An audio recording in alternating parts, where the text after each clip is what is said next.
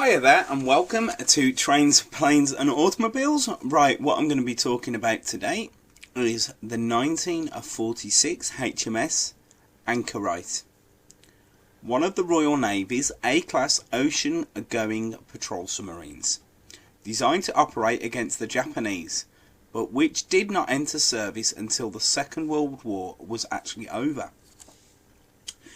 The A-class submarines, these were marginally the biggest British submarines of the period, designed for long patrols, and with important improvements to their habitability, including air conditioning, which made them popular with the crews.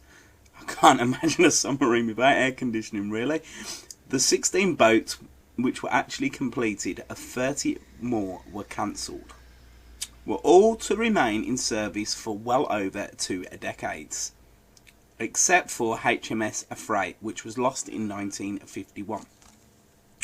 All the remainder, except for the HMS Anchorite, were extensively modernised.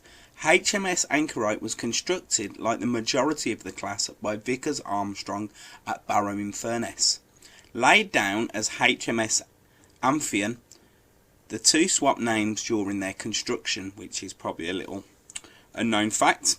In 1944, she was launched on the 22nd of January 1946 and completed the following year. Her service life extended to almost a quarter of a century, and she was eventually sold for breaking up in 1970.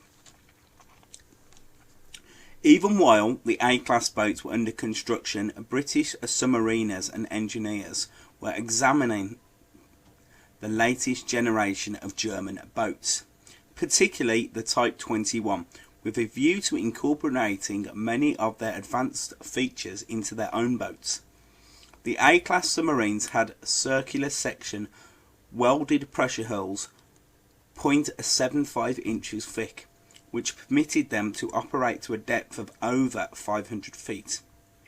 They were deemed suitable platforms for improvement, and most were given a more streamlined form, particularly to the conning tower, and increased battery capacity to improve their performance.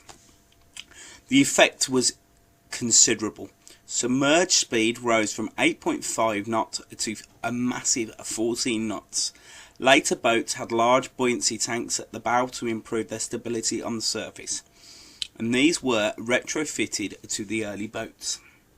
They also received snorkel masts, and they were some of the first true submarines the Royal Navy ever operated. As built, they had 4 additional external torpedo tubes, 2 at the bow and 2 at the stern, but those at the bow were later blanked off.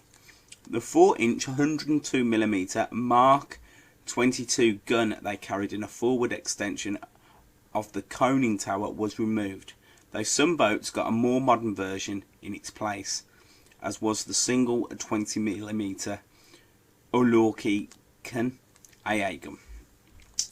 The HMS Anchorite submarine, she was a patrol submarine. She had a 2-shaft, 8-cylinder diesel producing a 4,300 bhp, plus 2 electric motors producing 1,250 shp.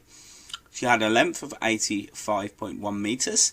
She had a width of 6.8 metres. She had a weight of 1,385 tonnes as standard, or 1,620 tonnes fully loaded.